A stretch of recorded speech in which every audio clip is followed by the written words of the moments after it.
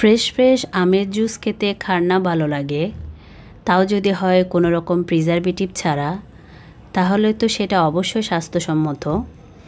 ঘরোয়া পদ্ধতিতে এরকম আমের জুস বানিয়ে আমরা ছোট বড় সবাই এটা খেতে পারি।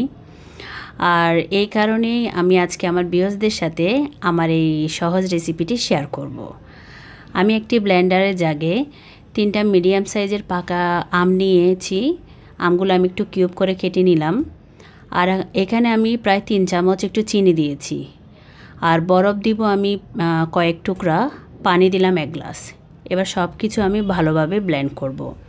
ভিউয়ার্স, চাইলে আপনারা চিনিটা আপনাদের পছন্দ অনুযায়ী বেশি দিতে পারেন অথবা একেবারে স্কিপ করতে পারেন।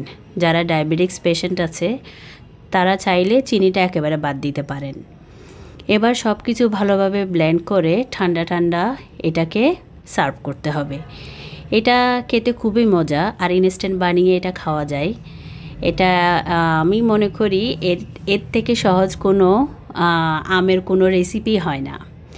যখনই খেতে মন চাইবে তখনই এরকম ইনস্ট্যান্ট বানিয়ে খাওয়া যায়। আর চাইলে এটাকে বানিয়ে ডিপ ফ্রিজে সংরক্ষণ করে রেখে দেওয়া যাবে।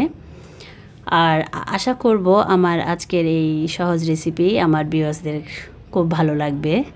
যদি ভালো লাগে তাহলে অবশ্যই ভিডিও নিচে কমেন্ট বক্সে আপনাদের সুন্দর মতামতটি অবশ্যই জানাবেন।